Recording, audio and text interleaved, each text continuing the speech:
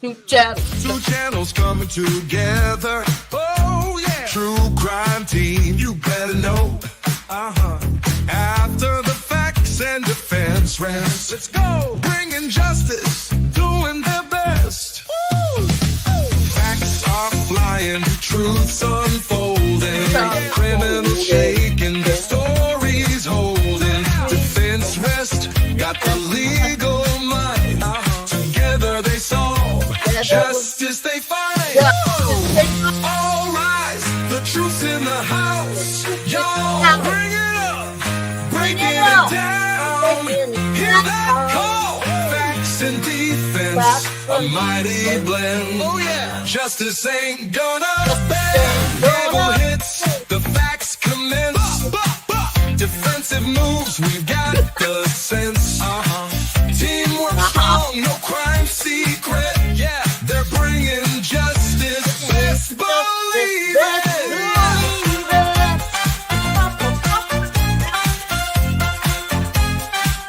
Ooh, yeah. Ooh, yeah.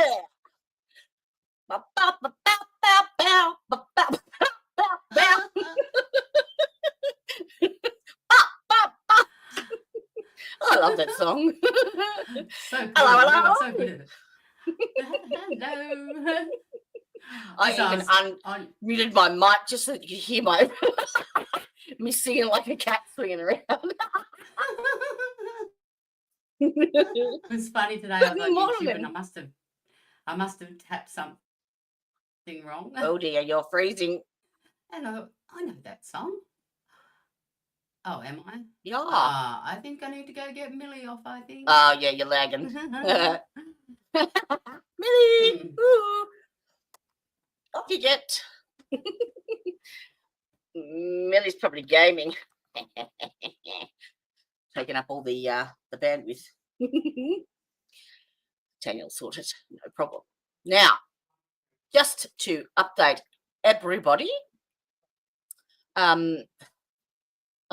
since we started doing this Gangland War, the very first one, if you recall, we got shut down halfway through, and apparently that created a scenario where YouTube flagged our accounts and pretty much shut me off the algorithm completely. So we're going to continue to do the stream, but just on Tan's channel, and I will come in as a guest. So there you go. That's that. And we won't be playing the Underbelly episodes either. Yeah, no, we can't. Because Um, they're going to end up yeah. just shutting us down again. Yeah. So So we're going to pop them over on Discord for you. we need to, speaking of Millie, we need to get him to set up a video channel so that we can do that and put them on there. Yeah. Okay. I'll get that sorted. And I'm about to do a list of shit that needs to be done anyway, so I can add it to it. That's easy. I was going to say. They'll probably get me for my Mickeys now in the background and for my Hello Kitty shirt. So, you know. No. No, I know. I'm only joking. But when you don't know how long, once they've flagged you, especially if there's been multiple times after it as well for a similar thing, I'm not sure how long you're flagged for. So they sort of really intensely watch you. So any language, that's why I had to change the dipshit files. Because that would flag it even more and push me further down. I had to re-upload all that's those. Why I didn't want to hurt your logarithm. Sorry, I didn't know. But No, that's not your fault. I didn't know either. You live and learn. I just didn't understand why I was going from like 500 views down to 9. I'm like, the fuck? What have I done? Yeah. So I mean, at this I stage, learned. I don't care about the logarithm. I learned just how nasty YouTube Daddy can be. But isn't it strange though? Like, if you go and look up that Underbelly series, you can find 10 people that have got it. I know. I don't know if they're monetized. I don't know. Yeah. I have no idea. Either. But it's ridiculous. I didn't think that it would have, like, because I remember when I was streaming with AJ and she would be saying, you know, don't say gun, say pew pew. I'm like, fuck off. Yeah. That's it, yeah. What are you I on still about? I still refuse to say pew pew. Sorry, it can be weapon. Yeah, no, I'm not going to say it either. Yeah. Fuck off. I mean, I don't mind saying red rum. Yeah, but I mean, how many titles have? But then how does Lloyd know and all that get all, they say the word murder. Yeah, but they're not flagged either. Yeah. I don't know. But you live and learn. Yes, yes. Who knew? So we know now. We'll be naughty on my channel. We know. It's better that than risk us getting shut down. So 100%. that's what happened to Steve. He actually got they demonetized him for 6 months. Oh wow, really? Mm-hmm. Yep. Wow. Yeah. That's huge. So he won't even do any body cam stuff or anything like that. He sticks just to the court stuff. Wow. Mm-hmm. And he said the bigger you get, the more they watch you. Yeah. Wow. Yeah. All right. So don't forget down below here, right there. Like and sub. Thank you. Share the YouTube love. Please. Yeah. Okay, so now we might just want to talk about where we went last week. Yay! Where did we go? We did. We met them. I have pictures. Yes, Jodie took pictures. And Actually, within 5 minutes, they just I about put them on jumped off Discord. the stage. Oh, did you? I did. Oh, yes, I saw that. You did. I'll see if I can share them. Oh, cool. So, yeah, we went along and we were taking copious notes, obviously. Yeah. You do. Oh, and didn't they come for make a beeline for us? Right away. Mm-hmm. Some of the things they were saying about current trials obviously can't be repeated, is what they were worried about, that we'd repeat that. We can tell you which trial it was about. Well, yeah, I'm trying to do some networking. Yes, that's it. Because when was it, last year or the year before? This woman invited her ex-husband and his parents, and it's been on Beef Wellington. It's been on Law and Crime and Court TV. Has it? Yeah, it's been up there, but we just can't. I love Beef Wellington.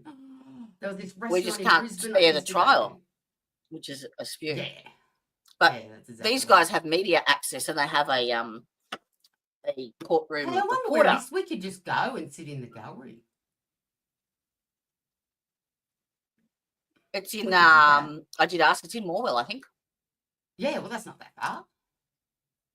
No, we could go for a day trip. At least listen to a day or two. Get a motel. We'll go B&B and yeah, that's a plan. We could do that.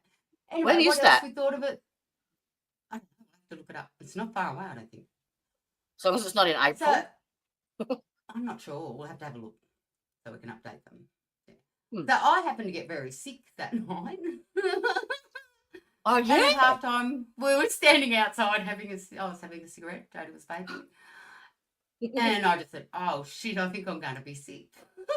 And here I am wearing my brand new Nikes. And, and, so I race over to the road area at least, so I'm not spewing on their front door. Oh, hello, pussy. Yeah. Is that my cat or your cat? No, mine. Yours, okay. That's been right. And so I vomited. Oh man, I got vomit on my new Nikes. I've got to wash them. This is my sorry. Oh, this is my new, because my housemates moved out. I have an open door policy in the toilet now, and the cats love it. So that's my cats bang the door open. That's my view from the toilet. With the cats. Guard cat. Yeah. Sorry.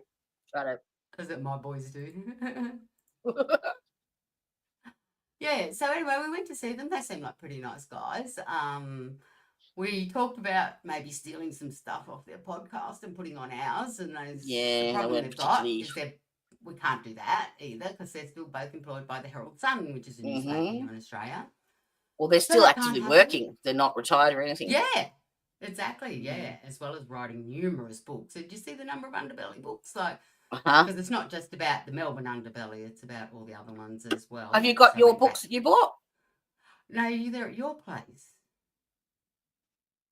aren't they? Or they're in the car. I've lost them. Well, Are not they either in here. the car or at your place?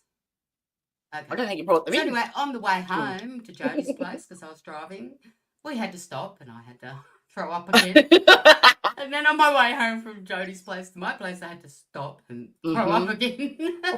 So, yeah, I made it through the whole thing. Yeah, I just don't know why. And for the next few You were sick for a couple of days too. Yeah. And maybe it could be the granddaughter again, because I did have her Monday and she had big snotty nose and a little bit of a cough. Yeah, but that was vomit. No. Yeah, I know, but I don't know. Well, I- who I knows? did have a roast beef sandwich for lunch. Maybe it was that. That was the only thing different I had to anybody else, because I only ate your chippies when we were there. Yeah, and I ate them too, and I wasn't sick. Yeah, exactly. Anyway, so it was an interesting night. They did tell us some interesting tales. And they had a question time where you filled out your little questions on a piece of paper.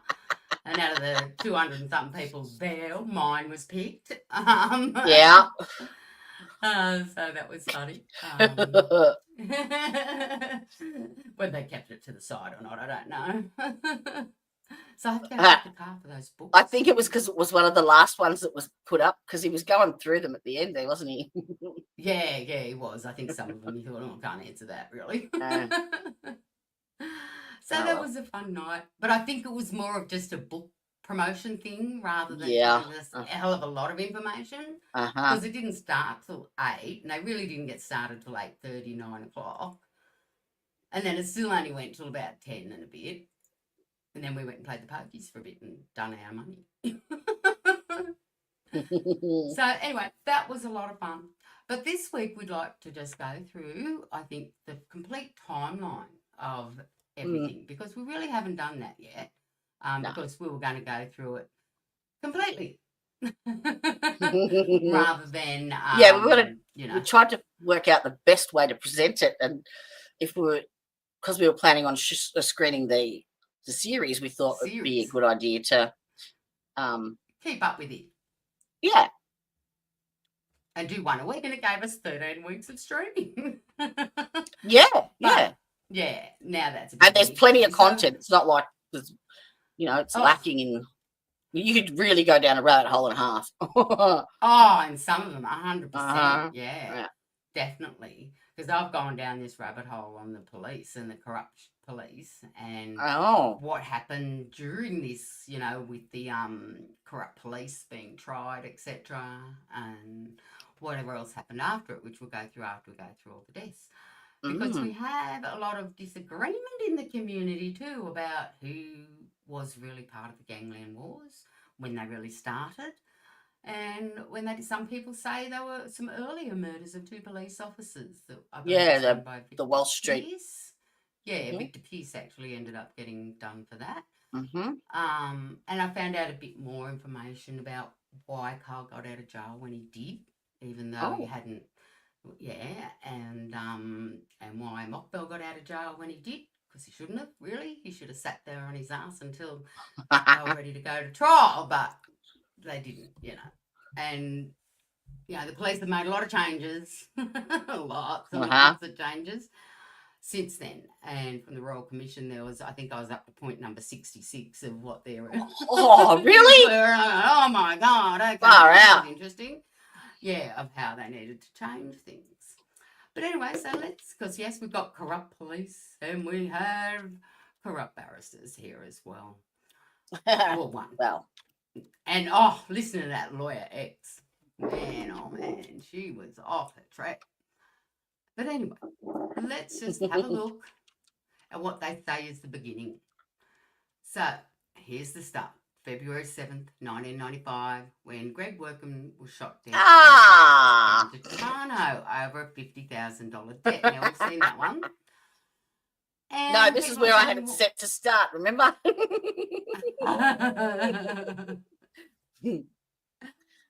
That really wasn't part of the Gangland Wars. Greg Workman was nothing except a debtor to Alphonse. He owed Alphonse gambling money from the 2-Up or... yes, that's why he shot him. 50 grand, yep. And that's why he shot him. And then in 1998, we had Alphonse himself that was shot by either Jason Moran, Mark Moran, or Graham Kinneborough. Nobody really knows. My bets, because they're saying now Mark Moran was there as well. Can we make that any bigger? Can you zoom in at all on that one? Oh, I don't know. Can you I just zoom can't. in? A bit small. I can't read it. Maybe it's my okay. glasses. I don't know. Hang on. No. Well, maybe give me not while 2 you're minutes. sharing it. You might Yeah. have to be on the slide itself. That's all right. Sorry. Yes. Do go on. Do go on. Okay. Oops, did I go? Oh, I did. I went one page too far now. There we go. Here we go. So, Alphonse, they don't really reckon he was part of the Gangland Wars either. Because the reason he had to go, we're not really sure, but we think it was because he was about to plead guilty to the bashing at the pub that we did see at the club that we did see on the screen on the series. Others think it was because he was sleeping with Kim Burr's stepdaughter or foster daughter or something like that, or granddaughter, I don't know. He's old. And others think it was just Mark Moran didn't like him and didn't like him hurting Jason as he did in a lot of things, because him and Jason got him run amok a lot, and they had better things to do and got him in a lot of trouble. So they're saying that really wasn't one at all. And then they're saying John Furlan. Well, really, was that one? Who was John Furlan? No idea. His car was Never heard of him. bombed in North Coburg. That's right. Who is he? He's a nobody. That's the problem. So how can you say he was involved in it? He wasn't. At all. I think I actually even have, who was it? I had a picture of his gravesite. So who is he actually like? Well, he's different to the rest of them. Like, his car was fitted with explosives. I don't think Carl or anybody really had the know-how to do that, for starters. Well, so like, hang on. How did he die? Like, how does he enter the? They blew up his car. He got in the car and it was blown up. And so this is after Workman, or yes, this was after Alphonse Gangitano. Okay. Right. And so somebody had put a bomb in his car. Well, I think they just strapped C4 with a detonator to it and a mobile phone, evidently, or something like that. So therefore, they had to be within a certain distance, because it didn't just blow up when he started it. It blew up when he was halfway down the road. So it was like it wasn't an ignition thing. It was a detonator. Yeah, that's right. Okay. Yeah. So. Ew. And nobody's come forward. Nobody's found out about it. It's still on Crime Stoppers today, as they don't know. And $1 million reward has been offered. Okay. Yeah. So they just don't think it really was part of it. So is he actually included in the 36? Correct. He is. Okay. Yes. I'm with you now. Yeah. So it's very unlikely, from the ones I've heard and looking at the Royal Commission, that he had anything to do with it. So there you go.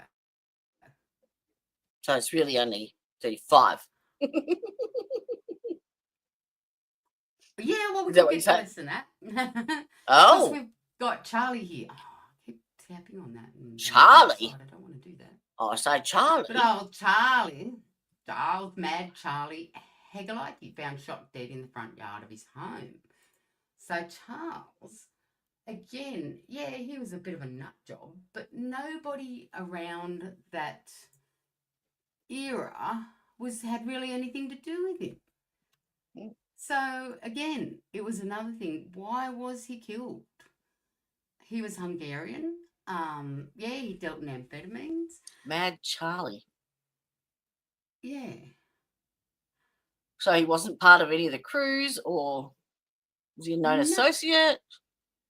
No. Hmm. Now, he was charged in 1997. What the Oh. What the hell that was? That was me.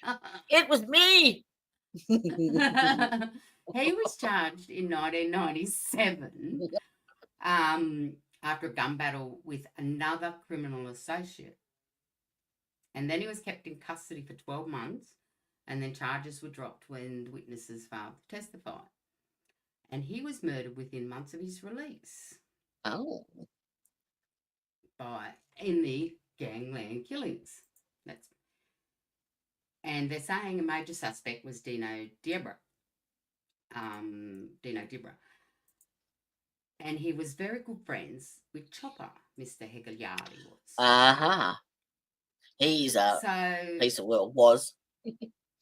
Yeah, everybody knows Chopper. Mhm. Chopper bullshitted with the best of them. Mhm. And nobody really had anything against Chopper that was still alive, because Gangitano was dead, and him and Chopper just weren't friends. If Chopper had got a chance, he would have taken Gangitano down himself. Yeah, with his bare hands. Again, there's another one where has that got to do with the Gangland Wars? Mm. Not a lot. Because, I mean, Chopper wasn't even involved in the Gangland Wars. You know? Not really. He didn't kill anybody involved in it. He kind of was in jail, I think, for most of it. There's probably like links to the underworld like that we don't know of, you know. They must have had some kind of dealings at some point. There has to be. Yeah, but I don't feel they were targeted as part of the Gangland Wars, is the thing.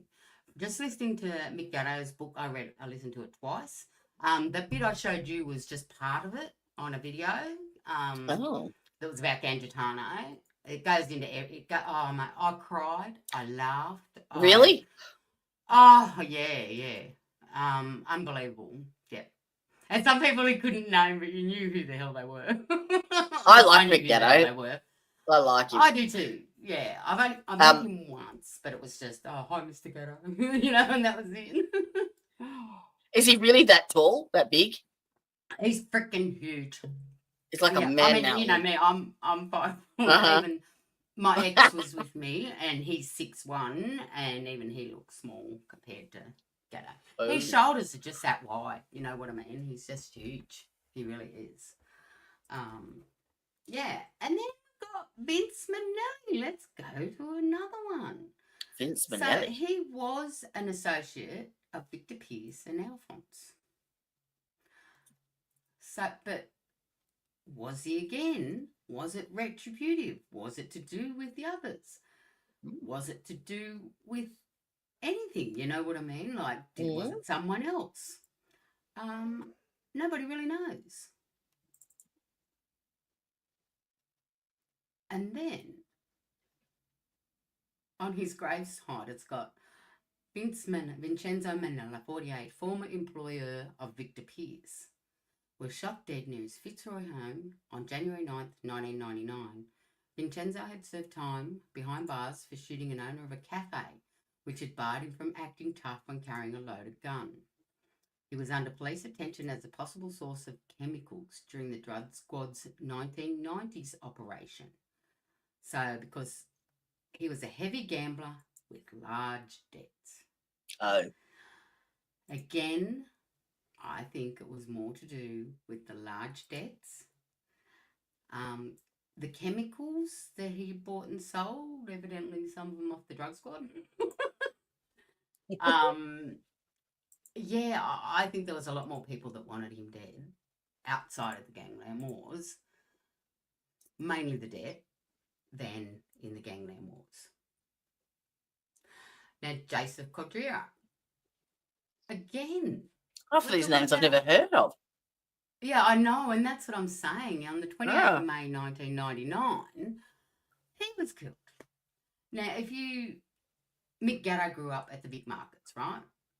When he was 13, he was driving a truck between Vic Markets and Fitzroy Markets, the wholesale and the retail markets, picking up stock from the age of 13 years Ha old. Yeah, he was working for his dad for a while, but that didn't work. So he worked for other people at the markets. And some of the things he did were unbelievable. Like he'd steal apples from under one guy's stand and go sell them to his main rival at half price. And then he'd steal the apples from the other guy and sell them back to the other guy at half price. So Joseph Quadra, it's really hard to say why was he involved in the Gangland Wars. He had nothing to do with it.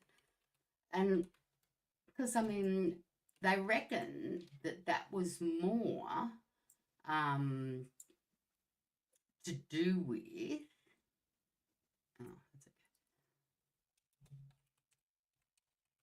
something to do with the markets. And he said shot 15 times. Holy crap. Yeah. Emptied So the clip. This isn't just, well, it depends on the camera. Yeah, some of them have 15, you're right. The 9mm Beretta. Damn, it's got 15 in the clip. There you go. So he was shot 15 times in a car park at 3 a.m. on Melbourne Road behind Safeway. And it says they're suspected of being, at that time, one of the 20 underworld killings. There's a couple more. And the coroner's court that they'd seen 2 men in a dark blue Toyota Camry station wagon in the car park prior to his murder. Now, interesting, he was in the secret. There was, that's right, there's DNA evidence. That's the next thing. Of cigarette butts. Oh. And stuff outside his car. But they still don't know who did it because that person's DNA the cigarette butts on the scene. Yes. Yes. And he was shot with 2 guns, so they reckon it might have been 2 people. Yeah. There were known criminal contacts interviewed during his investigation once they got the financial records. But again, he was a big gambler, and I think it was from one of the multiple gambling houses that was still around. There wasn't too many by then because Crown opened up in 1994, wasn't it? Yes, somewhere around there. No idea. So there is only speculation that he was actually, again, part of the Gangland Wars. I mean, 20 years prior, 40 years prior, if it had been the 50s, yeah, maybe. I mean, the thing is, in 1994, this guy was bankrupt, owing more than $1.4 million worth of debt. Yeah. And then he got a job at working at Safeway. That just reminded me, sorry. My baby became a homeowner yesterday. Oh, congratulations. Yes. Jamison and Hamish bought their very first house. Yay. Oh, whereabouts? Not the address, but Venture Gully. Oh, nice. That's where my son just bought it. It's actually quite close to, so you know where Macca's is on Burwood Highway? On the other side of Burwood Highway in that little... Oh, yeah. That's where you go up. You can actually get up through to Baronia from there. There's back streets that go around. And there's this, further back from there, there's this huge block. Have to be 2-3 acres. Oh. With nothing on it. I reckon it's going to be a subdivision one day. Yeah. So anyway, that's awesome. So proud of him. Well, yeah. She came over yesterday to tell me because she just had the phone call to say that they'd accepted their offer. Oh, fantastic. And would they buy 3-bedroom or 2-bedroom? 3-bedroom townhouse. Oh, nice. Yeah. It's only 15 years old. It's beautiful. And I said to her, like, you know, if you paid your $1,000, initial deposit and you got the deposit all sorted, and she's like, yeah. They would have got the first homeowner's grant, no stamp duty. That covers the stamp duty, yeah. Yeah. So, in no Melbourne, stamp duty. First homeowners, no stamp duty. Yeah, no, yeah, it covers it. Which I think is 10% of the property price or something like that. It's sliding scale, yeah. So, as you know, Melbourne, you don't get jack shit for anything under probably $750,000. Yeah. But because this is a townhouse, they've got a front courtyard but no backyard, which suits them because, they both work full time. He's a CFA volunteer. They don't have time to garden. Fair enough. So yeah, they end up getting it for $625, which is really good. Awesome. And she said to me, Mum, you know how I said to you, because her fella is an only child, and his mum started up a bank account for him, one of those saver accounts. I did too when my kids were in kinder. I think that lasted for 2 years. But she continued to do it. A couple of years ago. She continued to do it, and she said she's had control over it. Like he knew it was there, but he didn't know. Excuse me. How much? He couldn't access it. He didn't know what was in it. And she goes, have a guess how much was in his account, Mum? I'm like, I don't know. How much? 400,000. Oh, my gosh. Yep. So they have a $226,000 mortgage. Wow. If you don't fucking mind. It's half of what they're paying in rent now. Oh, would be. Yeah, 100%. Yeah. Oh, that's fantastic. So they'll have it paid off in a few years. Fucking shit on. Yeah. How good's that? That's fantastic. That really is. So you need to stick with him. Yeah. But the funniest thing was, he messaged. Actually, I was in the middle. She was showing me the photos on her phone, so I had her phone in front of me, and he messaged whilst I was on there, and it came up and it said, "I'm so fucking happy, baby." And so whilst she was chatting, I responded to his message and said, "I can't wait to, in every room," and sent it to him, and I got back, "Yay!" And I'm like, hang on a second, I must have done something right, because he didn't even question if it was her or not.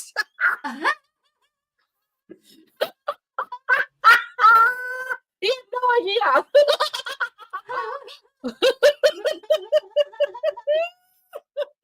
Yep, not, who are you? What have you done with Jonathan? No.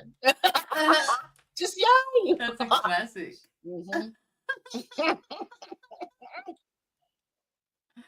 Oh, that's just great. Sorry about that. That's okay.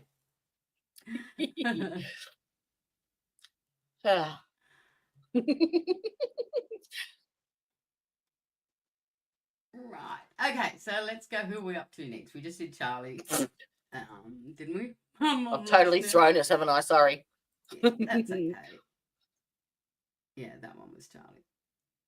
BJ's will do that. Oh no, we just did Joseph. We could talk more about that, but we won't. Tongue in cheek. That's it. Okay, so let's have a look at Demetrius Belias. 38. Hello, Demetrius. Car park in St Kilda. So Demetrius. So it was interesting. He was killed execution style, so it did sound like. Oh, okay. So it's still a cold case. Nobody knows what happened. 6 days later, though, the murdered man's friend and business partner, Milorad Dapetovic, went to police to make a statement. Right? So he went to the cops to make a statement. That was the last time he was seen. Ever. Oh. Did he make it to the statement? No. Oh, no, it might have been. Hang on. Not sure. It doesn't really say. And because it says, he must have. Because it says it has only been since reviewing the Belias murder that police realised homicide detectives were the last person to see him alive. So they were the last to see him alive. So it's interesting. So Detective Inspector Ken Ashworth says he believes he was probably murdered too. Wow. So and this was 14 years after this report was 14 years after he passed. And they're saying, he's disappeared 14 years ago. We have grave concerns for his welfare. Yeah, I would too. 14 years. He was estranged from his family at the time, so therefore it was never reported to police. So there you go. And they got a description of him and also a photo, but we don't need to see the photo. You haven't got a So picture? was he? Yeah. Oh, trying to. Yeah, why not? Screen then. Okay, we'll have a look at him. Put a face to a name. Okay. Share screen. Share screen. That one.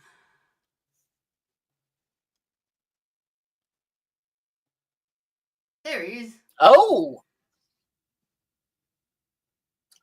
Victor. You're very unattractive.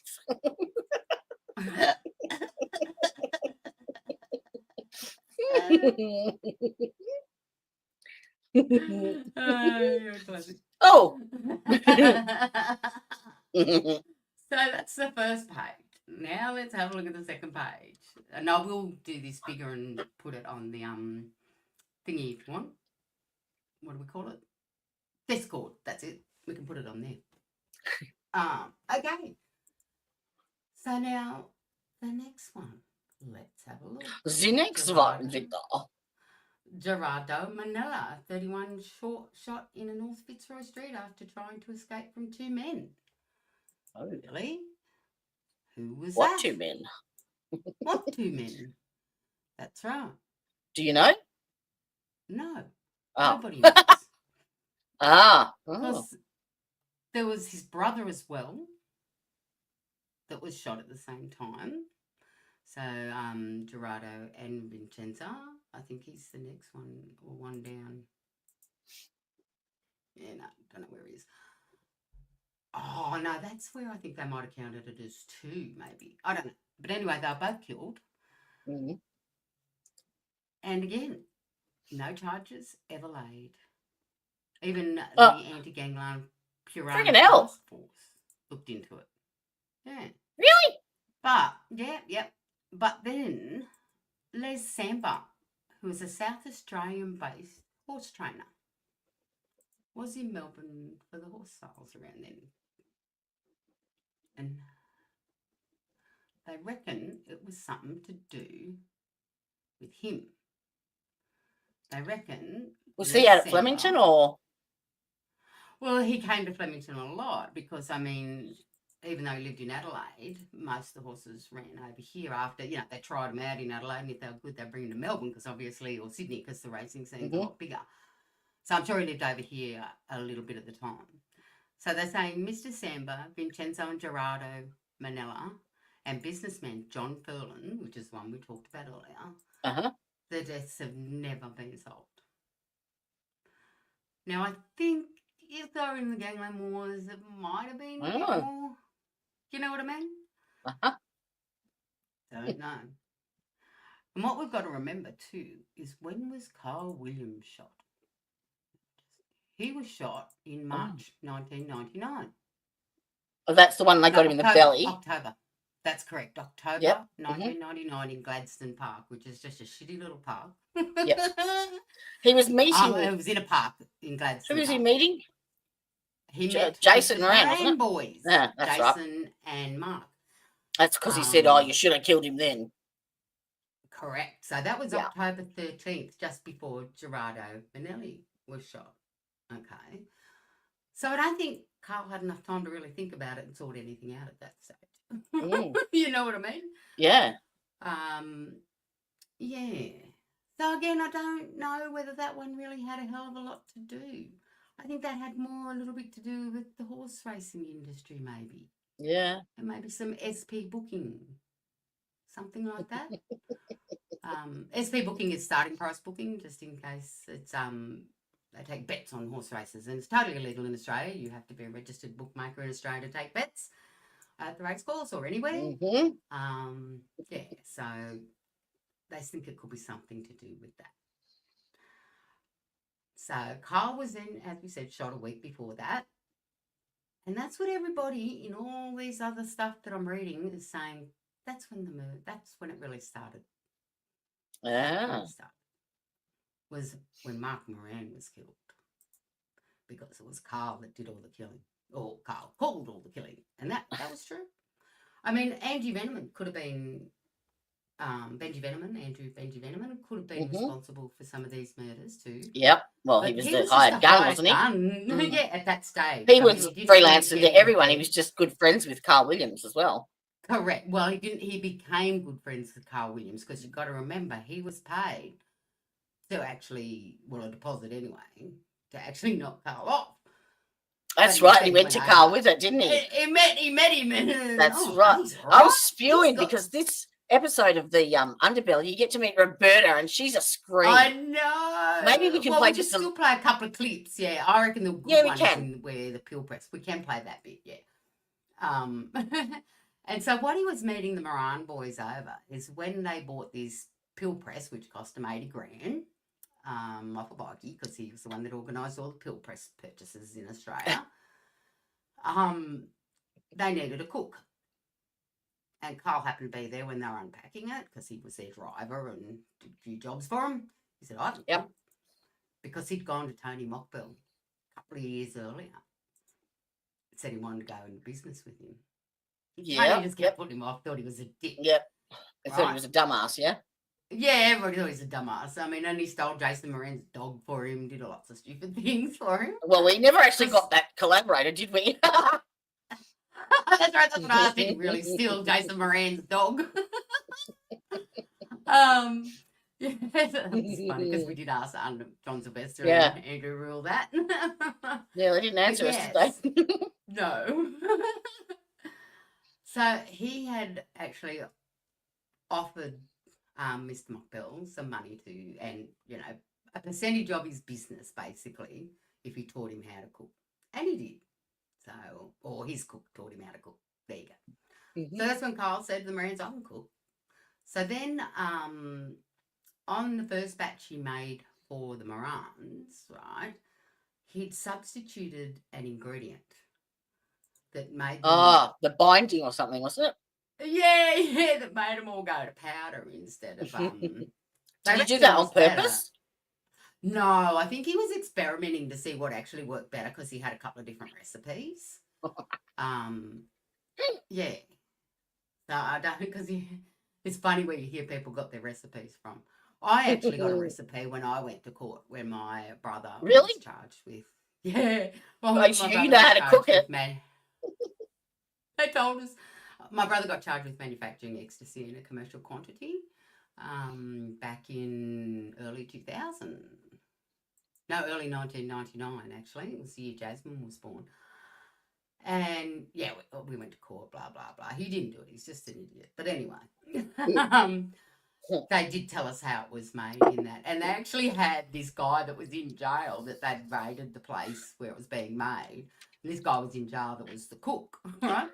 And they'd given him a short sentence, blah, blah, blah. So he testified against my brother. So he comes out on the stand in his orange jumpsuit and says, no, he had nothing to do with it, is he? Oh. So that was quite funny. And then that got set a mistrial. And there was a couple of other things that got into the case. And then we walked out after the mistrial and I said to my brother, I'll get you a decent lawyer. And I rang a friend of mine who's a magistrate and she put me on a very good criminal barrister who had him out within 15 minutes at the second trial.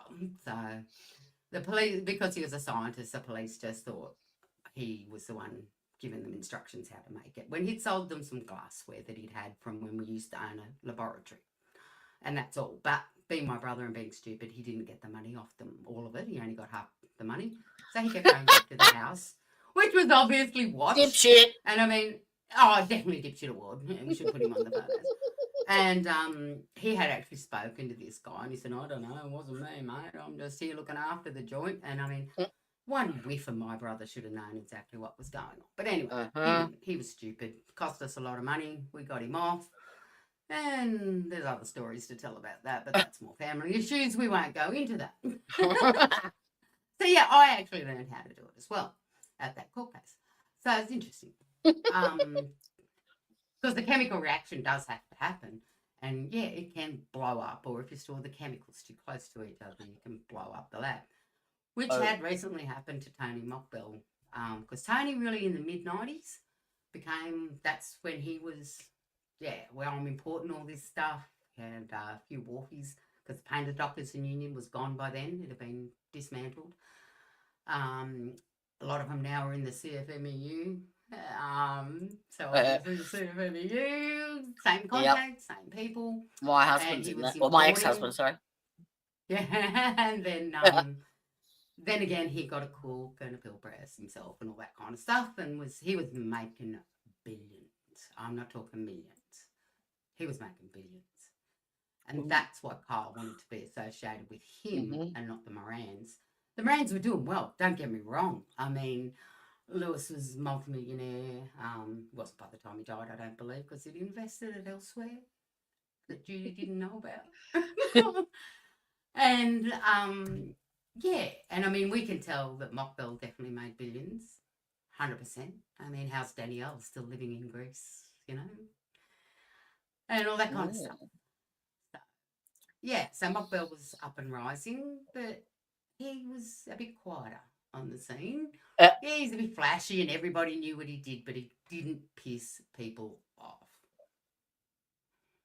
And that's where, you know, Alfonso Gangitano pissed a lot of people off with his, yeah, he was just cruel, and his overhand tactics when he was offering protection to people, which is disgusting, you know, he was just Mr. Cruel. And I think they had a party when he died. It wasn't a wake, it was a party. Everybody thought, phew, he's out of our way, you know, even the Crims, because they thought he was just a loose cannon. And that was because he was doing too much of the coke that he was selling. Yeah. So Mr. Benevito. Oh, I recall that name. Yes, well, he was named as the next Don of the markets. Not because the guy before him, his name's just escaped my head, wasn't Italiano. It was between Italiano and the Venutas. And his father, that's right, no, it was his father, bypassed his elder brother and said, no, you're going to become the next one. And that's how he became the next Don. His father actually died of old age, which is very lucky, because in the 70s and the 50s, Melbourne markets had their own little problems with people dying. So was this really a struggle for power at the big markets, or was it really a gangland shooting? Again, thinking this was because he didn't have anything to do with the Carlton crew, or, you know, the Williams or the Mockbells. He didn't have anything to do with them. Yes, he might have known who they were, and I mean, obviously Mick Gatto had known him since a child. He knew his father, you know, because that's where Mick was working at the market as a kid himself, you know. So again, that one could probably be discounted as being part of the Gangland Wars. Now, Richard Mladenovic, now that's an interesting one, isn't it?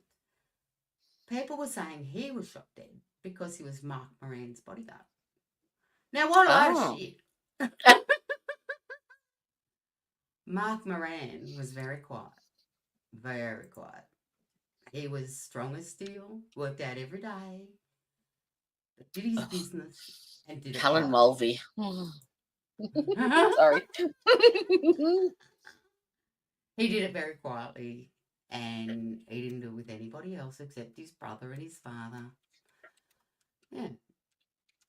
So that was, I believe, organised by Mr. Williams. That he was, because that's what Carl swore. Carl swore he would kill the Carlton crew. He didn't say anything about anybody else. He swore he'd kill the Carlton crew. Oh. Mark Moran was part of the Carlton crew. And also the one that said, kill him, Jason. Just shoot him in the guts. But anyway.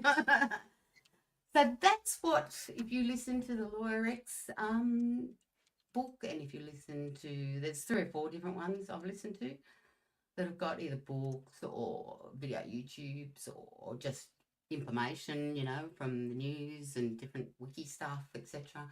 Because, yeah, there's a different wiki too, there's WikiLeaks and there's Wikipedia, but there's wiki something else. I was on there the other day. Wiki woo.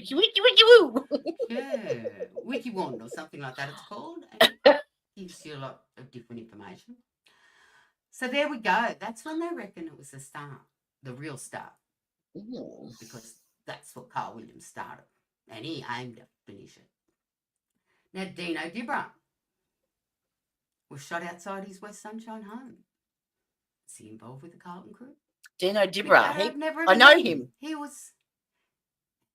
Do you? He was Andrew Benji Vienneman's best friend. Went to school with him.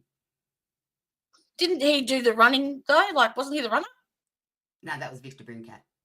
Oh. Yeah. So He was involved with them somehow though.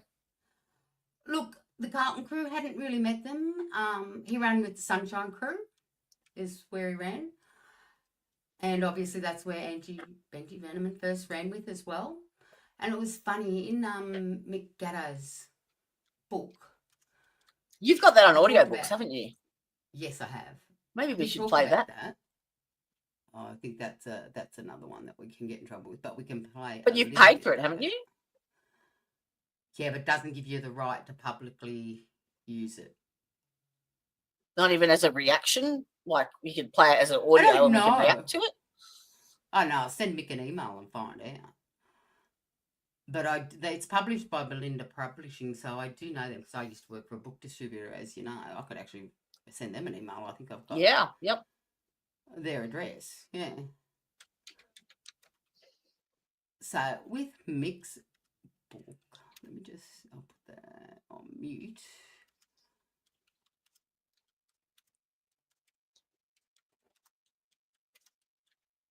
Oh, that's when he shot. Let me read.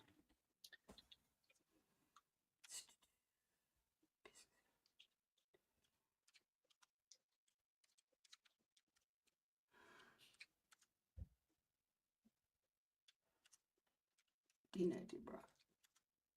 Oh, might be under rights. Ah, it's here. Somewhere.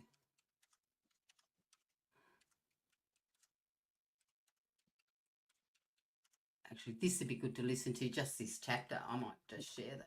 Yeah.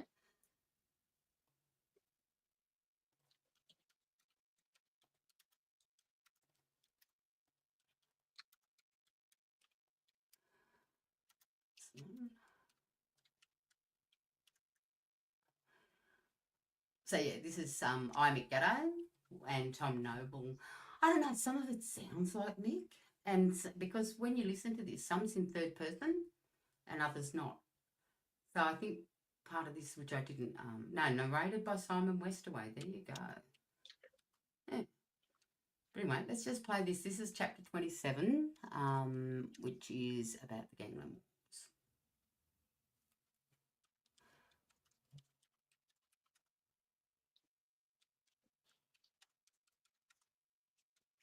Oh, yeah.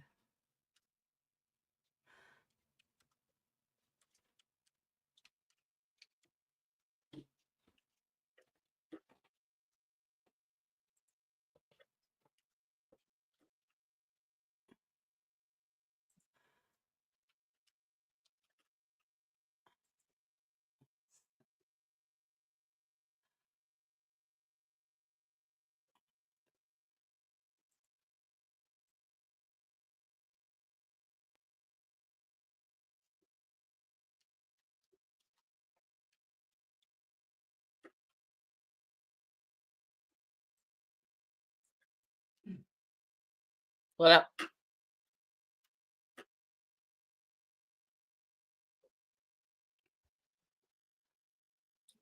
Are we supposed to be hearing anything? Because Oh, you're not? Oh, no. okay. Sorry. It's all right. Let me start again.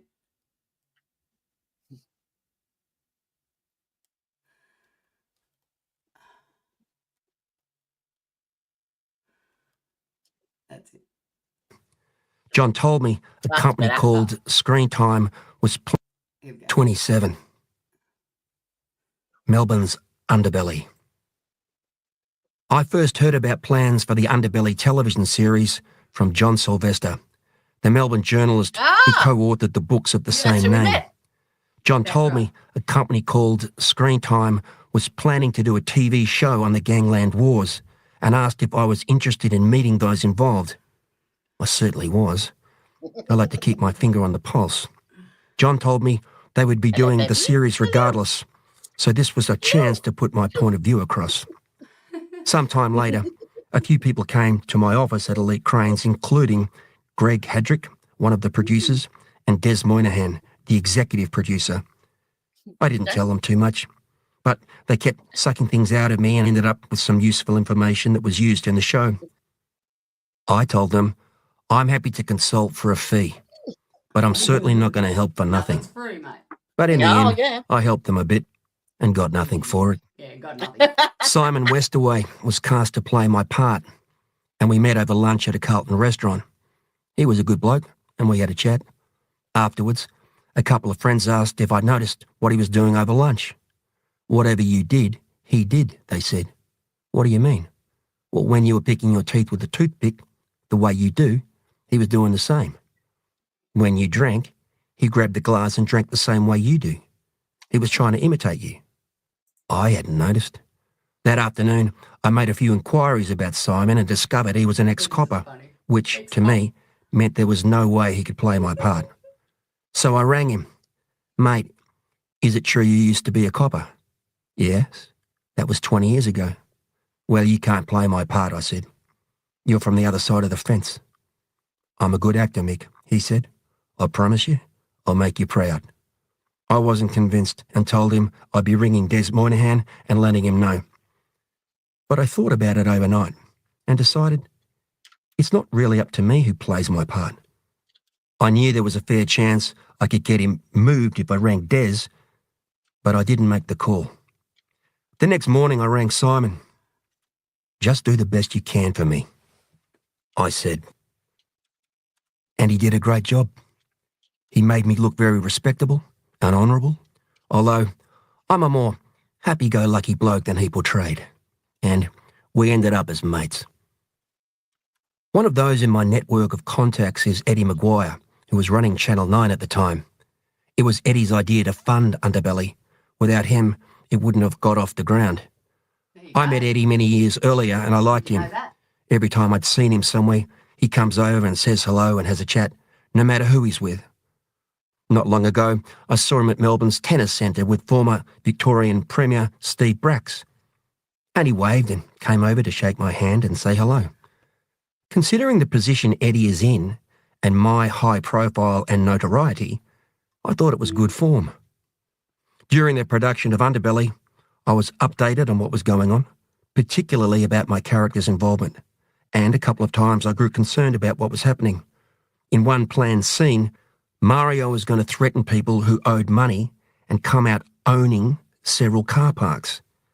My children own a car park each, which I bought for them years ago. Really and I didn't want that. them to watch Underbelly and think I'd stood over someone to get them. I paid cash for them, and it's all documented. Even the tax man has gone through the paperwork.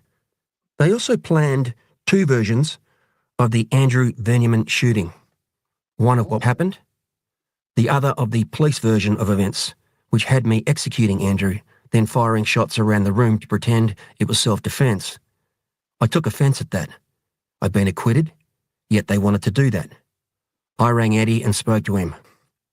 He made some inquiries and found out those scenes weren't going to be used. I was thankful he made those inquiries. 4 months after Carl Williams pleaded guilty to 3 murders, the filming of Underbelly began. It took about 15 weeks to shoot 13 episodes. The series went to air on the 13th of February 2008, but it was banned in Victoria because of pending legal trials. 5 episodes were screened in Victoria in late 2008, but more legal problems have prevented any further episodes being shown. The series was a massive hit in the rest of Australia and dominated television industry awards. The DVD produced enormous sales, except in Victoria, where it was banned from sale. Channel 9 asked me if I wanted to go to an advanced screening with some other people, but I told them I wasn't interested. I'll wait until it's on TV, I said. The reality was I'd already seen the first 9 episodes. We had pirate copies well before it went to air. Not long afterwards, Des Moynihan rang me, worried that pirate copies were floating about in Victoria.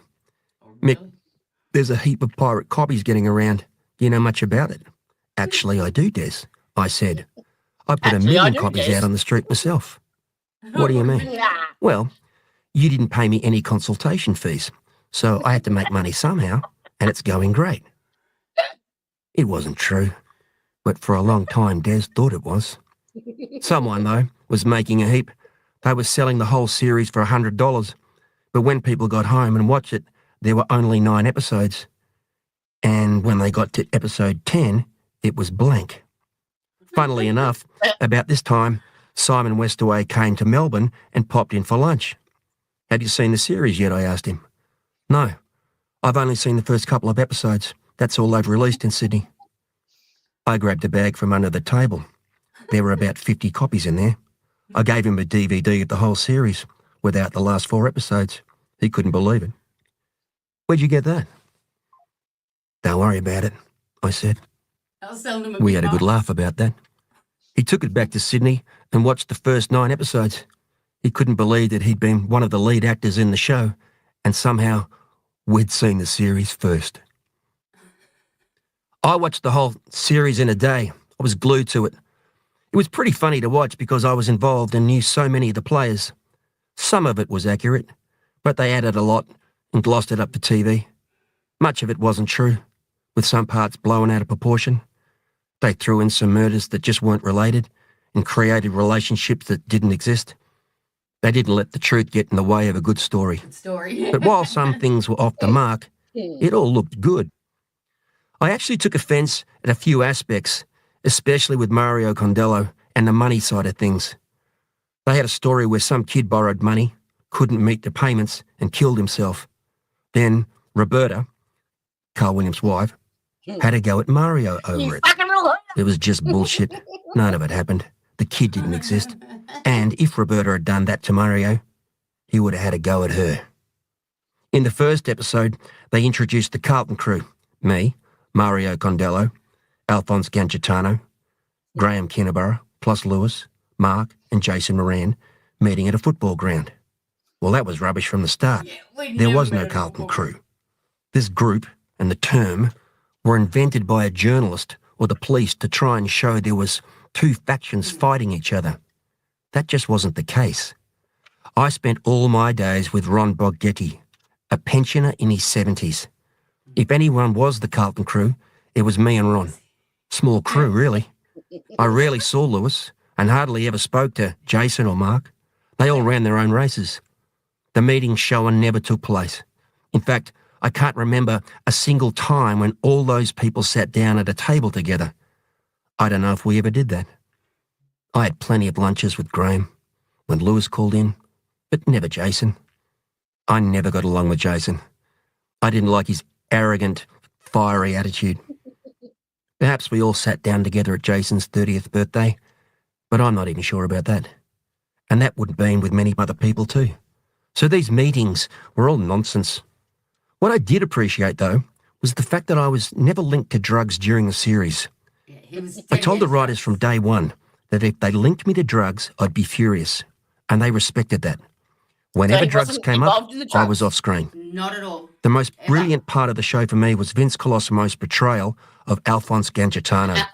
In 2 or 3 scenes, I couldn't tell if it was Alphonse or Vince. He was the best in the cast. In the first episode, he killed Greg Workman, went home, had a shower, and went upstairs to bed. Hello, love. His wife, Virginia, asked, "Why did you have a shower down in the laundry?" He replied, "Go back to sleep, Virginia," and put his shades on. He was a dead ringer for Alphonse. You could not tell the difference. It was really unbelievable.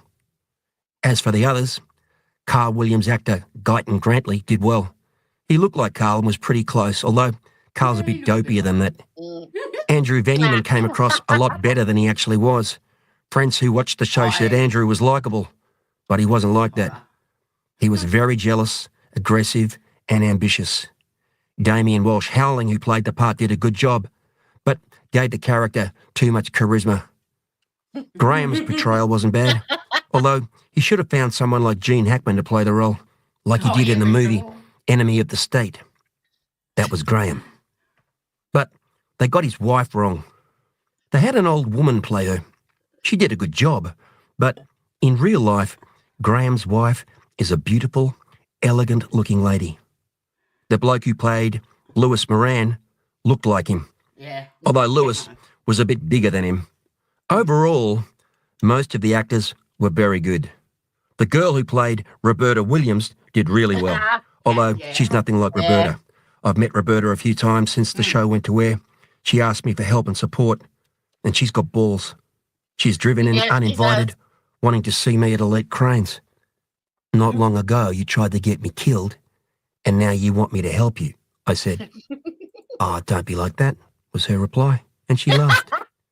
She's a single mother I trying to love it. raise a family, and I'm a bit of a softie. I shouldn't be, but I am, and I've tried to assist where I can. She's got a lot of dash, more dash than Carl ever had. Uh-huh. Roberta really should have been a bloke. Yep. Underbelly propelled me into the public spotlight like nothing before. Prior to that, I'd had bits and pieces of publicity, but the general public didn't really know me.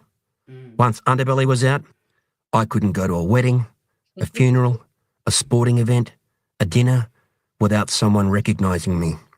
If I sat quietly at a cafe, someone would come up and ask for a photo or autograph. So I don't go out too much. I stay within my own group. But when I do go out, it always seems to happen. Even travelling overseas, in Rome and Lebanon, I've been asked for an autograph. It seems everybody knows me, everywhere I go. People walk by and they look back and say, it's him. I see it every day of the week. I don't worry about it and try to ignore it. If someone wants a photo or whatever, I don't knock them back. I would rather be left alone, living in the shadows, but thanks to Underbelly, that's not going to happen anymore. So what did he actually do then? Like if he wasn't involved in drugs? He made shit tons, mate. Yeah, He in ran what? a casino for a while. He was an SP bookie, but he ran games mostly. He started off 2 Up with Ganjatano, and when he went to jail for that 14 months after Andrew Veneman was shot in self-defense, his brother looked after it with Ganjatano, and it all went to shit because Ganjatano, reacting too harshly with people, etc., etc. Yep. And so, then he had to build that back up once he got out. He also had a percentage in a nightclub that he got from tidying that nightclub up. Because, there was some not nice people hanging around the nightclub, and, the owner, who had a bit of a coke habit and couldn't control it, asked Mick to control it. So they actually put in an upstairs room and called it the pensioners' room. And they gave free drinks to all these people in the pensioners' room, but they just happened to be all the really old gangsters around town. And so, they had a hotline to Mick, and if anything went down, I mean, Mick was there for a little while, obviously, and then he'd leave them there to drink and that, give free drinks. Yep. And get them a taxi home and stuff. And, so that was part of it. But then it didn't work well after the place was going well again, etc. There was no trouble, but it wasn't making money, and they found out that the owner was actually siphoning off all the money to pay for his car. So he got paid out of that one. Yeah, he got paid out of that restaurant, but that set him up a little bit. He ran, after he finished up Ganjatano, then he actually did Baccarat instead of which all the Asians absolutely love, and unbelievable bets that they do. It's quite interesting. He's also a dedicated gambler. He was a gambler, definitely. So that's how he made all his money. No, he did at times, but then he lost just about as much as well. But he was also paid, like, after a lot of this was over, when he became more of a consultant to the unions, etc., and builders and that. So he was paid money every week by some builders and stuff like that in the building industry. Yep. That just retained, that was his retainer. So I think he had about 4 or 5 of them paying him $1,000 a week, and he had one paying. Oh, nice. Yeah. as a retainer. And I mean, it was worth millions to these people. They were builders that, you know, had union unrest. I mean, you know how big the CFMEU is, and how much they can power shut they've down got. a work site for no reason. Oh, yep. Absolutely no reason. And Yep. so Mick negotiated, and he had Elite Cranes as well. He set up a crane business with his sons, and obviously that helped with money as well, and they ran that for him too. Well, people don't realise the actual parking lot is a wicked way of, and it's really secure. Like it's totally because you have to pay an exorbitant amount of money to park in the city. And it's every car park, and it's multi-level. Can you imagine how much money that?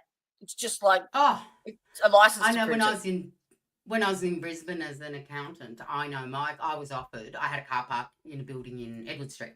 Because my business partner actually owned the building. Well, our level. If I was going to make investments, that's what it would be in. Yeah, and we had 2 car parks.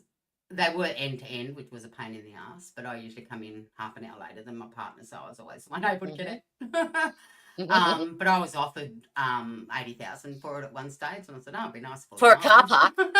Yeah, it would have been nice. It's so hard to get parking in Melbourne. It's shocking. Oh, that was Brisbane, and it was just after the tax came in that there's a fringe benefits tax on parking in the city within a 1 kilometre radius of the city.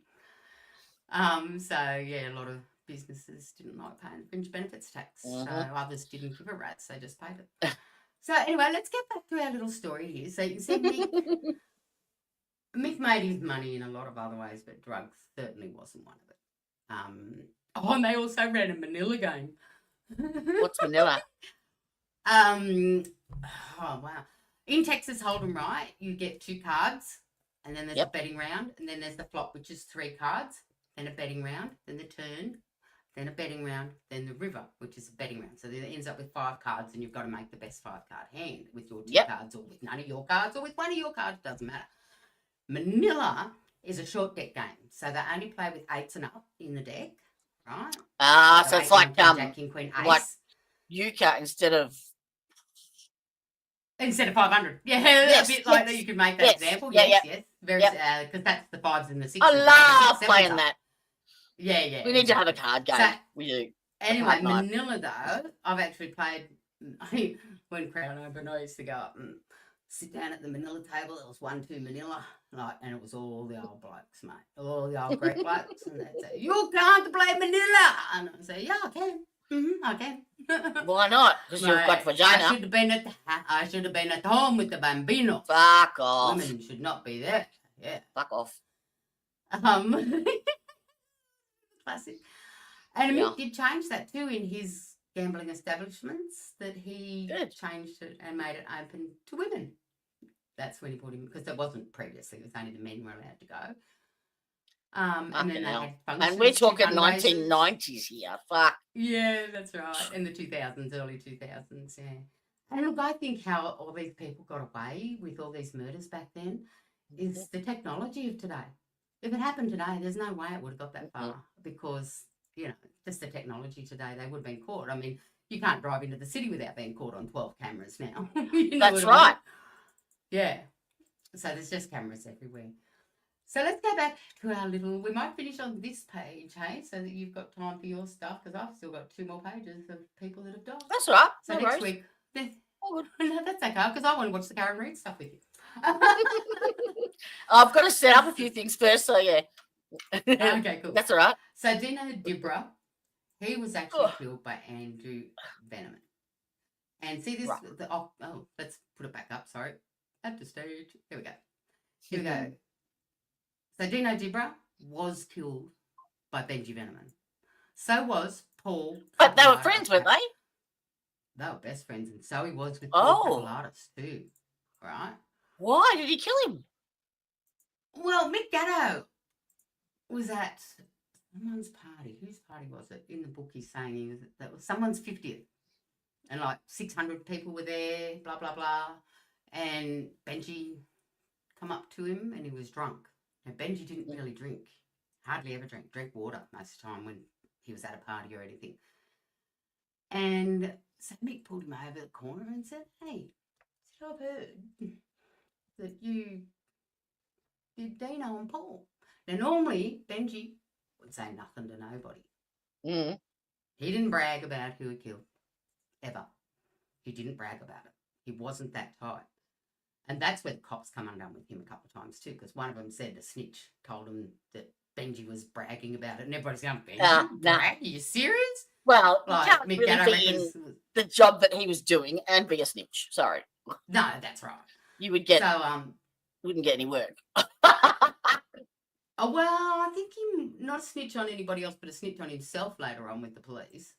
But yeah, that's he killed different. him, and whether it was about money or whether it was because Carl didn't want them alive, well, I don't think it was Carl, to tell you the truth. But he said to Mick Gatto, he said, "Well, they were dogs and they deserved it." Mick said he nearly fell on the freaking floor. Oh. Yeah. So there you go. Ooh. So it was some dispute between Benji, obviously, and his two mates from school. Now again, Victor Pearce. Now, Victor! Pearce was from Victor! That's right. Now, he was the one responsible in 1988 of the murders of the two police officers sitting in their car. It was him. He was acquitted, but it was him. So whether it was more that he wasn't part really of the Carlton crew, but he did hang out with them, like, you know, on the Fridays at La Poqueta or whatever it was in Logon Street. Love La Poqueta. Lunch. Yeah. Well, Tony Mockbell La Poqueta. Huh? Yeah, he owned a La Poqueta, the one at Baronia. It used to then be Faster Pasta, and now it's something else. It's just reopened as something else, but it hasn't stayed open as any kind of restaurant for very long. It's interesting. Right down next to Kentucky Fried Chicken. I can take you down there. Cool. Yes. So Victor, again, we believe was to do with Carl, and yeah, because of him hanging around with Mick Gatto and the Morans, etc. Yeah. So that's all very interesting. We do have one there that we say, we've got two now that are part of what happened.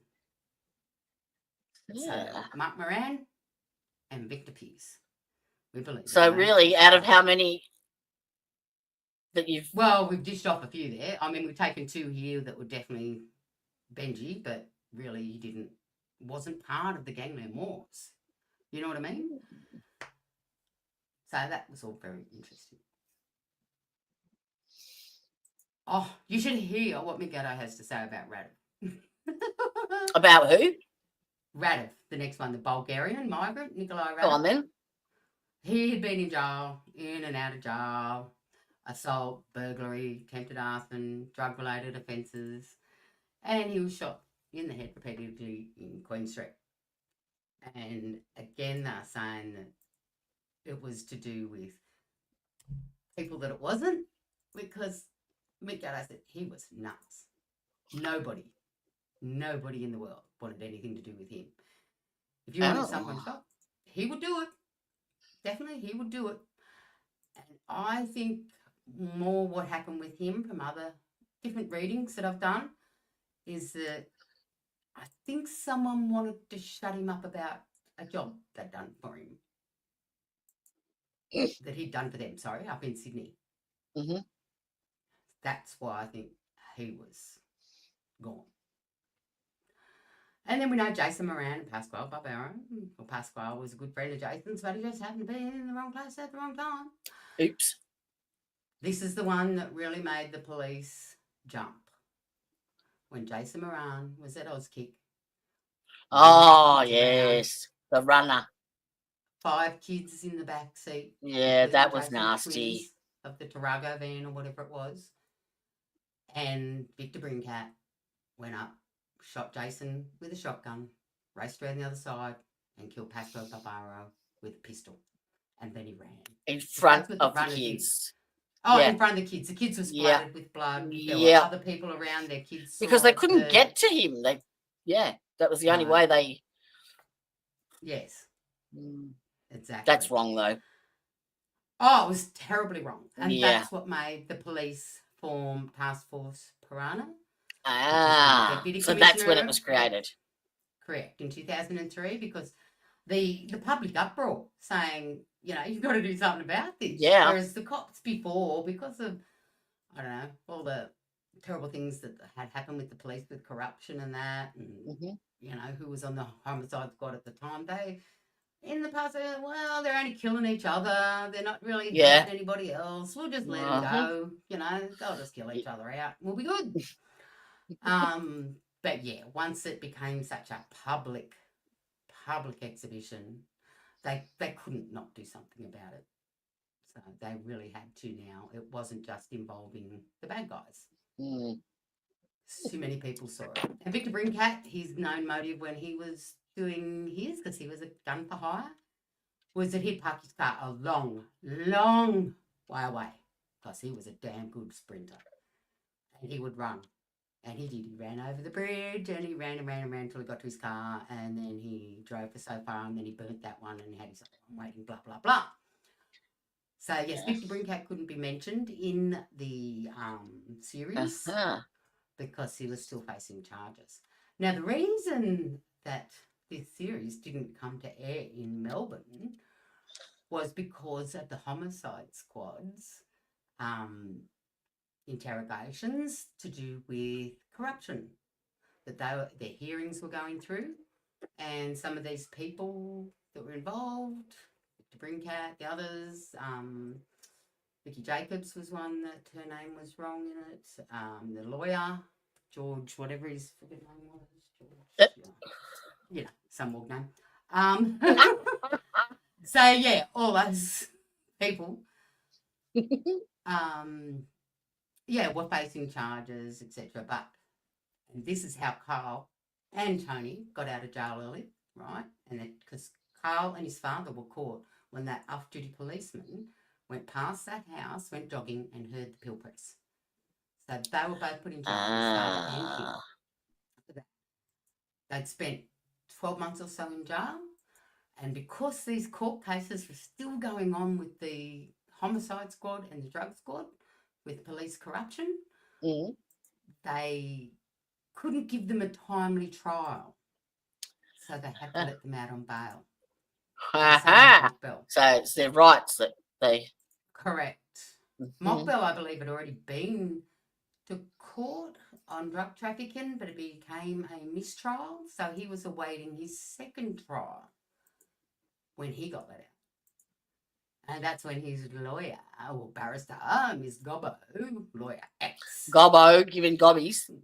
Oh, mate, she gave everybody gobbies. Half the police force. My well, God. I realised in this third episode, Tracey Seymour's pretty much shagged half the... Did you read the description that I put? Yeah, I know. She shagged half of the bloody crew. That's it. Her real name was Vicky Jacobs, and she actually died due to lead poisoning as well, because she testified against her ex-husband. Yeah. And she was shot in bed next to her 6-year-old son. Yep. That was terrible too. But yeah, she did sleep with most of them until her son was 6, so he was starting to work out what was going on, and that she was also working in a, I think Spearmint Rhinos or Centerfold or somewhere like that, as a topless waitress. So, yeah. So there we go. We're up to Jason Moran. So this is when our Mr. Simon Overland, instead of just being Deputy Commissioner of Police, he became head of the, overseer of the Piranha Task Force, because there were multiple heads of the Piranha Task Force and lots of police involved. And I think next week, that's what I'd really like to talk about. Is he's so a big one. many people. Big player. Yeah, so many people. Police officers, some are, some aren't.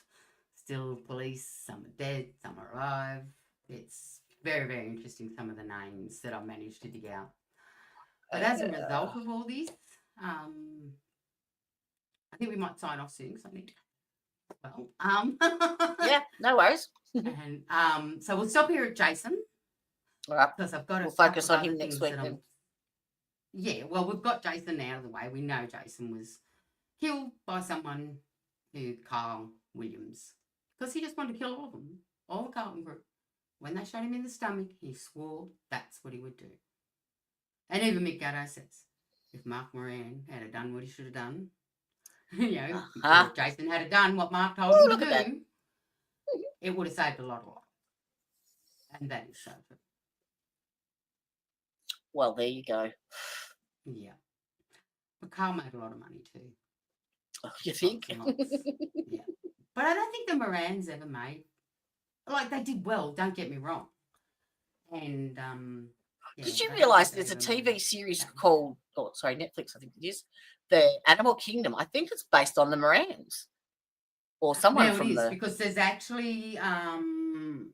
it's a grandmother's... apparently Judy Moran. I didn't realise that, and it's a great series. It's wicked. Oh, right. Have you not seen it? Yeah, I think I looked at that. No, I looked at it and I thought, oh, that's interesting. Because there's the three sons, but they weren't called the same names, and they were like, they're not. Oh, the you're same thinking names. of the Coles from her first husband, the Cole family. Her first husband, Mark's father. I don't know. There were 3 brothers there. Yeah, Was there were there? 3 brothers there. Yes, definitely. Yeah. So maybe it's on them. Yeah. Maybe. And the Canes. No, the Canes. The Canes. Because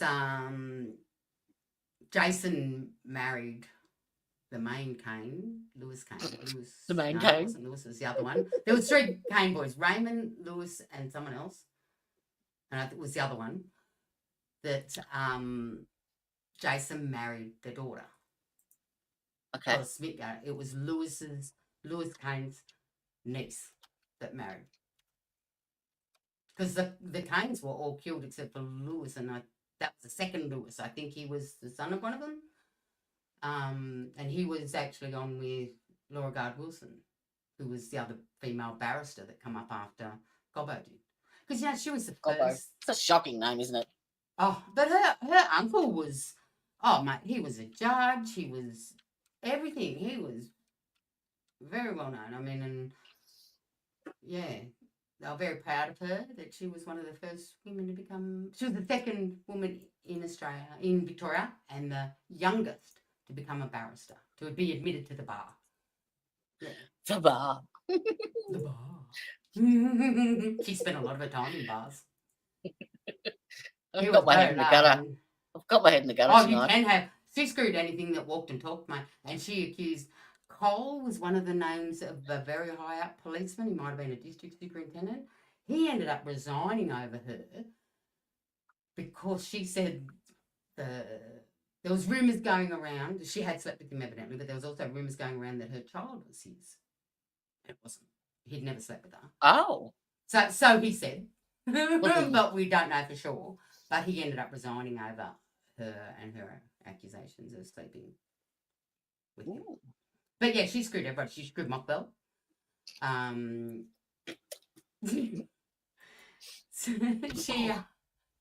There's a couple of others I'll tell you about later, privately.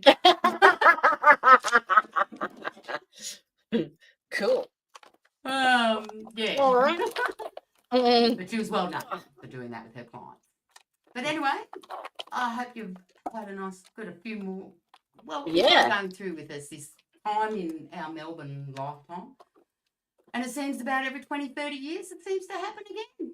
So maybe we could go through, only this year there's been the tobacco wars.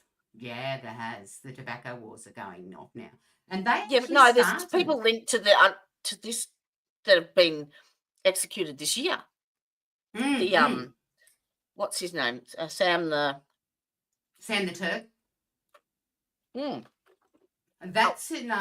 He died before Chopper did because that's one of the ones Chopper said that he actually did. Not Sam the Turk. Yeah. Who was it? Miliad, the Iliad things.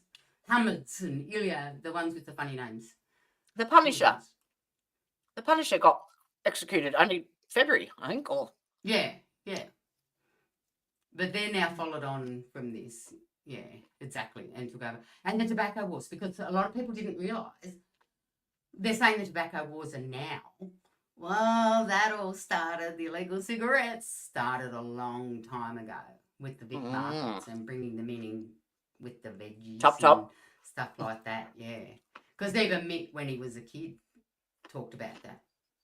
Yeah, I reckon just having a whole conversation about Mick Gatto. I mean, as I said, his book made me laugh and made me cry. Maybe we could do I that. was sitting there in tears. Maybe we could do bios on and You know, his just first focus son? on each, Yeah, each person. Yeah. and then how Yes, they fit Mick into the Gatto. Gangland War. Mm, That that's might be a great. better way. Mick's first child died at 3 days old Oh, after being a very healthy baby. because we could tell their story, and that's not Yeah. infringing on anyone. No, that's right. He's told it Yeah. already. And yeah, he raced into the hospital a million miles an hour and had 12 cops chasing him and guns drawn as soon as he got out. And he turned around and he said, "Fuck off, you lot, my son just died." Oh, And they went, oh, sorry, and left. so how many kids has he got? 3. Yeah. Boys, Yeah, girls? his first one died. Boy and 2 girls.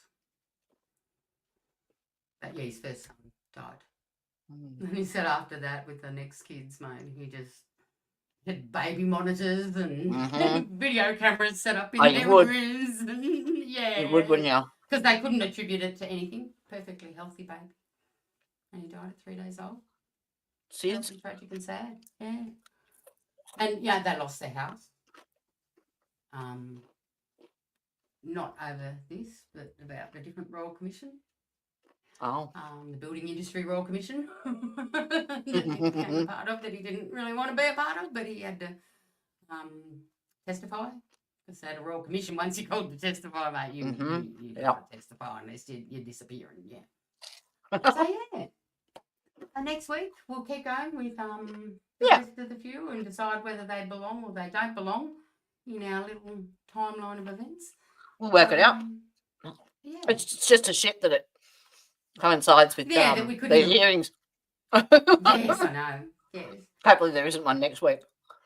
But this hearing is going to be Yeah, pretty interesting. I want to hear this. Yes. Yeah. Yes, definitely. Because I listened to Lawyer You Know this week about the Karen Reid stuff. I listened to you. I tried to listen to Aussie Insider, and I love her. Honestly, I can't stand her voice. Oh my God, it's so She monotone. reminds me of a primary school teacher I used to know. You know, they wanted to kill at 12. I love her too, but I can't listen to You her know, I love her to death, but yeah. for Maybe a if I long put it through time. my voice mod. If I put it through voice mod, I might be able to. Yeah, I just can't do it for a long time because, yeah, the same thing happens. Well, I remember the last one I really wanted to watch of her, so I copied and pasted the transcript and got the computer to read it to me. There's the link to the Karen Reid hearing, Oh, cool. So which I better nick off. you better nick Wow. off. Thanks, everybody. We'll talk to you soon. Hope you enjoy. Bye. Toodles. Bye. All rise, the truth's in the house. Y'all, bring it up, breaking it down. Hear that call? Facts and defense, a mighty blend. Oh yeah, justice ain't gonna bend.